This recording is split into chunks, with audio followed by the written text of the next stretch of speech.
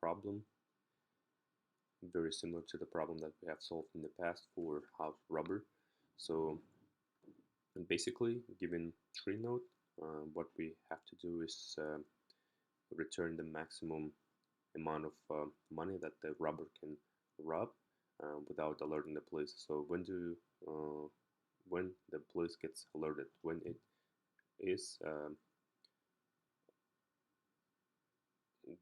it is getting robbed on the same adjacent nodes.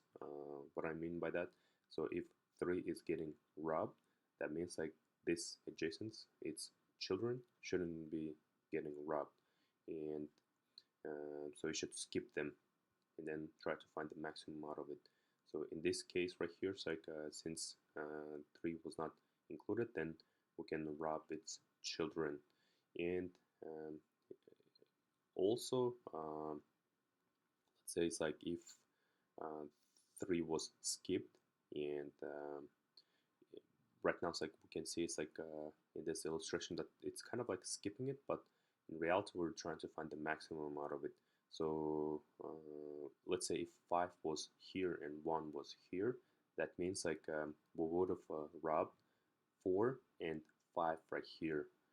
That will be still valid because like we are not robbing um, connected nodes. So 5 was here, 1 is here. When we skip 3, we are skipping this one as well, and then we are robbing this one because like this has larger value 5, like we're just assuming it. So 5 and 4 would have been our answer. So yeah, let's solve this problem. We could there are so many ways of solving it. So if we solve it with recursion, we would make so many calls because like it's not a good practice to traverse its grandchildren, because like these are children's, and then traverse it grandchildren, skipping it by 1.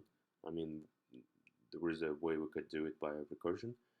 However, we would be calling this tree over and over, and then the code gets messy.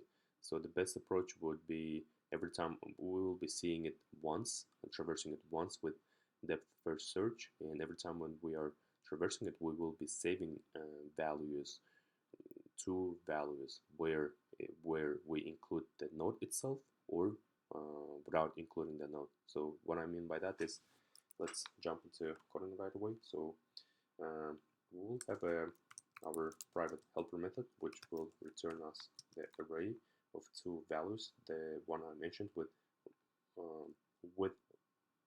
node or without the node's value.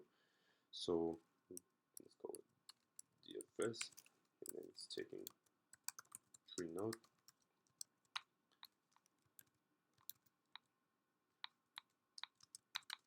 Okay, so in here we could just say it's like our answer will be coming from our DFS, and we'll passing it our root. And later, as like I was saying, it's like we are trying to give the maximum out of it, and this answer will be containing when. So let's do it this way. So answer 0, it's our with node, let's say, with root value. This answer 1, it's without root value. So we will just return the maximum out of this 2.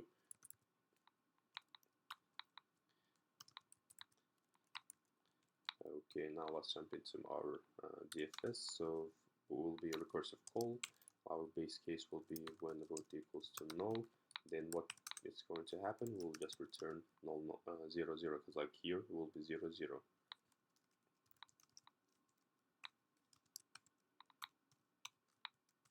And we'll traverse the left side of it.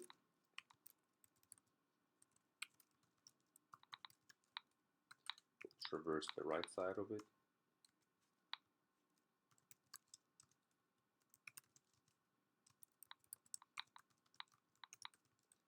And what's gonna happen in here, so we'll be including values. So let's say with root. So this means that we are including this root's value, and we will be seeing its grandchildren's value, and then like grandchildren will be saved up on this second value, because 0 it's including with the root, so this one without including the root. So what we are going to do is root that value, will get it, and then it's like we will get the left side's the second entry, because like this is not including the root, and right side's second entry as well. So that's basically in this example, if we take a look, so when we are calculating this root right here, we are including these values, and then we are also including whatever the value the grandchildren had.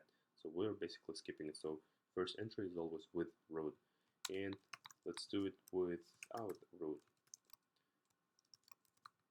So without root, what's going to happen is that, for instance, when we were saying like 5 was right here, right? So our goal is to find the maximum out of these two subtrees, and then it's like because that's going to be the one where it is without root. So when we are skipping this 3 right here, our goal is to find whatever there was the maximum from here and whatever was the maximum from this side. So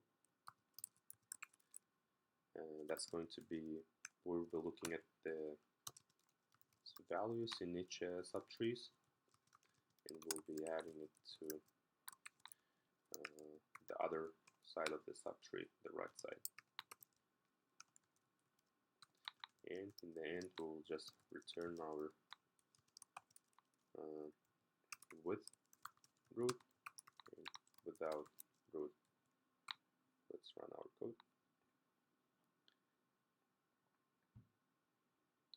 Let's submit it. So the term complexity in here, we are visiting every single